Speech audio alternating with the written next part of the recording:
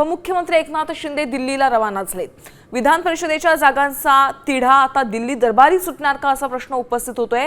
रवींद्र चव्हाणांसोबतची चर्चा फिसकटल्याने ही दिल्लीवारी झाली आहे अशी चर्चा ही रंगतीये। शिंदेंकडून विधान परिषदेच्या 6 जागांसाठी मागणी आहे आणि आपण पाहतोय उपमुख्यमंत्री एकनाथ शिंदे आता दिल्लीला रवाना झालेले आहे। भाजपचे प्रदेशाध्यक्ष रवींद्र चव्हाण यांच्यासोबत त्यांची चर्चा होती, मात्र ही चर्चा फिसकटल्याची माहिती सूत्रांनी दिली आहे आणि त्यानंतर शिंदे दिल्लीवारीला निघालेले आहेत अशी ही माहिती मिळते। विधान परिषदेच्या निवडणुकीसाठी शिंदेंना 6 जागांची मागणी त्यांनी केलेली आहे।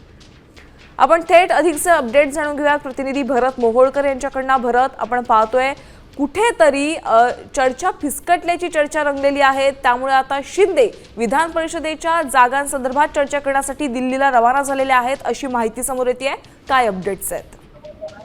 यामिनी, नक्कीच आपण जर पाहिलं तर सूत्रांनी दिलेल्या माहितीनुसार आज सकाळी चंद्रशेखर बावनकुळे, रवींद्र चव्हाण यांनी उपमुख्यमंत्री एकनाथ शिंदे यांची भेट घेतली होती। उपमुख्यमंत्री एकनाथ शिंदे यांच्या भेटीमध्ये भाजपकडून 4 जागांवरती सकारात्मक असल्याची माहिती समोर आली होती, मात्र एकनाथ शिंदे यांच्या पक्षाकडून 6 जागांवर ठाम ते असल्याचं आपल्याला पाहायला मिळतंय आणि त्यामुळे हा जो विधान परिषद निवडणुकीचा तिढा आहे हा दिल्ली दरबारी सुटण्याची शक्यता आहे। त्यामुळेच एकनाथ शिंदे अत्यंत गुप्तपणे त्यांनी दिल्ली गाठल्याचं आपल्याला पाहायला मिळतंय। केंद्रीय गृहमंत्री अमित शहा यांची भेट घेणार असल्याची सुद्धा माहिती सूत्रांनी दिली। त्यामुळे एकंदरीत महाराष्ट्राचा जो विधान परिषदेचा तिढा आहे तो दिल्ली दरबारी गेल्याचं आपल्याला पाहायला मिळतंय। नक्कीच भरत, धन्यवाद या सविस्तर आढाव्यासाठी। एकंदरीत आता विधान परिषदेच्या जागांचा तिढा दिल्ली दरबारी सुटणार का हे पाहणं अतिशय महत्त्वाचं ठरणार आहे।